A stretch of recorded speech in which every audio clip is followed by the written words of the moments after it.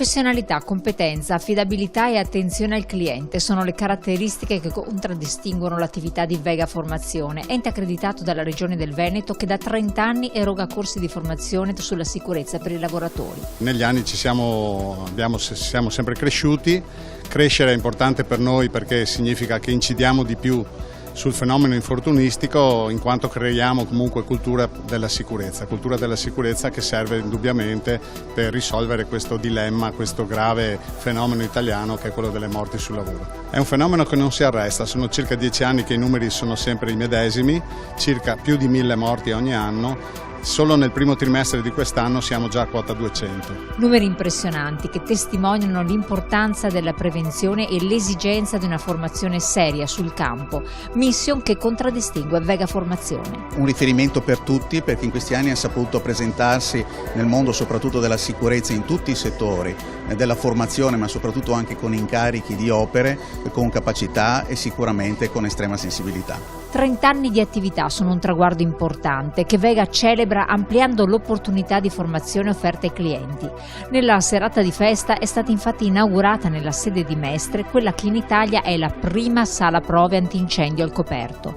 Una novità assoluta che consente in un ambiente al chiuso di usare naspi e idranti, testando l'erogazione di acqua in termini di pressione residua e di portata e sperimentando al tempo stesso lo sforzo necessario per contrastare la spinta delle attrezzature antincendio.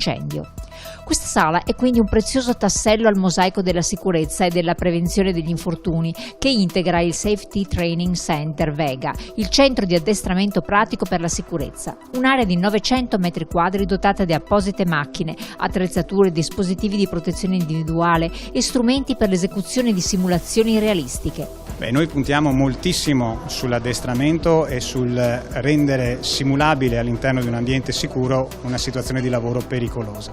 Questo vale, come dicevo, per i lavori in quota, per gli spazi confinati, ma anche in realtà per l'antincendio. Noi abbiamo realizzato una sala prove idranti che ci consente al chiuso, al coperto, ma in condizioni di sicurezza, di far provare gli idranti agli addetti antincendio. Questo tra l'altro è una richiesta normativa. È uscito un decreto l'anno scorso che ha chiaramente indicato che devono essere fatte prove pratiche con gli idranti con erogazione di acqua. Nell'ultimo anno Vega ha formato più di 70.000 lavoratori provenienti da ogni parte d'Italia, con oltre 3.600 proposte formative che si adattano alle singole necessità dei clienti.